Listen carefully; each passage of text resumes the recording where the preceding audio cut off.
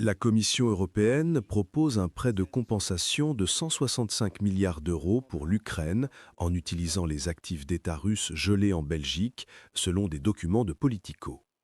Ce plan fait partie d'un paquet plus large de 210 milliards d'euros pour soutenir l'économie ukrainienne dans les années à venir. La proposition inclut 25 milliards d'euros provenant des actifs russes gelés dans les comptes privés de l'UE et 140 milliards d'euros supplémentaires de la banque Euroclear en Belgique. Ce paquet de grande envergure devrait élargir le trésor de guerre de l'Ukraine qui devrait s'épuiser en avril. Cette proposition stimulera des négociations techniques avant la réunion des dirigeants de l'UE en décembre.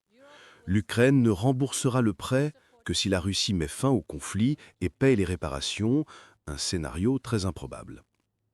Sur ce prêt, 115 milliards d'euros iront à l'industrie de la défense de l'Ukraine, tandis que 50 milliards d'euros couvriront les besoins fiscaux de Kiev.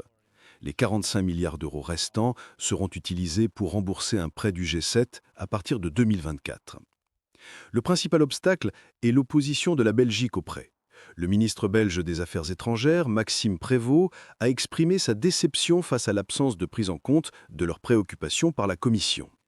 Le gouvernement belge demande des garanties financières de l'UE au cas où la Russie récupérerait les fonds.